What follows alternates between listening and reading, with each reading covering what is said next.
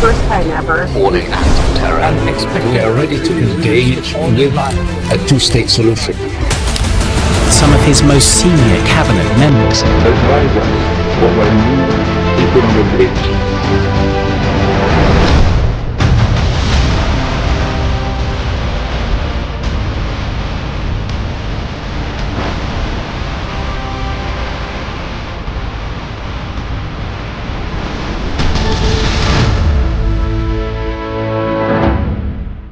When you think about the tariffs we're putting in place, 25% because they cheat us on trade, 25% because of the Russian oil. I ask you this, what is the net impact on the Americans because of our trade with India? Well, let's think about it.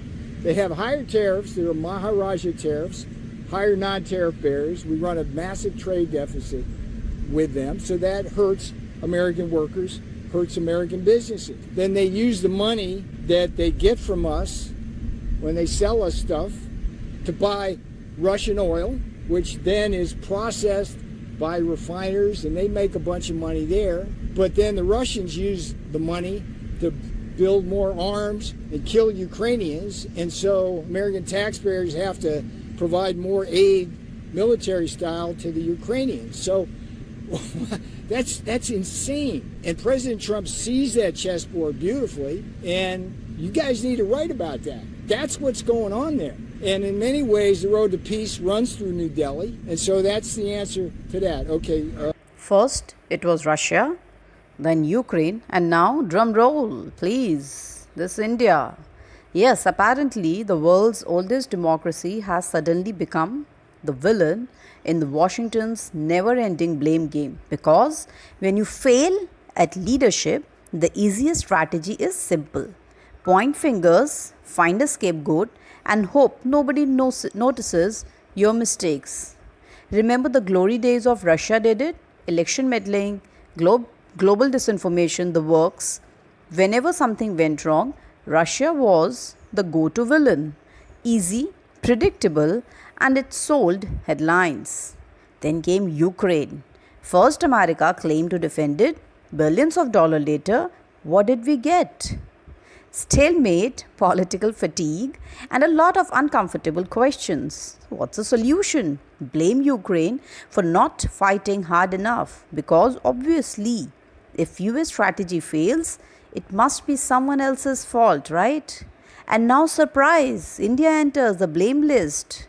Apparently, a country managing 1.4 billion people, focusing on growth, technology, and its own security challenges, is now somehow responsible for America's leadership vacuum. How convenient.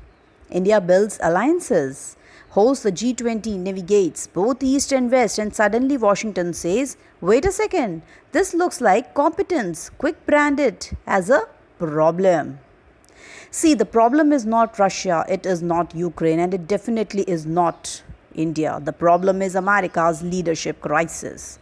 When you lose the plot, you create new villains just to keep the audience entertained. It's a politics as theatre, and the script is wearing thin. Lesson 1. If your strategy collapses, don't fix it. Blame someone else, right? Lesson 2. Rotate villains regularly. Keep the media fresh. Lesson 3. When out of options, pick India, because why not? It's rising, independent, and worst of all, right? It refuses to play by Washington's script. So, as Washington invents a new narrative, remember, the scapegoating doesn't hide failure, it exposes it. And while America blames, India builds. That's the real difference in the leadership. Blame Russia, blame Ukraine, blame India, but never blame yourself, right? The US playbook, ladies and gentlemen. USA now blames India, the new scapegoat for failed leadership. That's all from my side in this video. I'll see you in the next video. Jai Hind and Jai Bharat.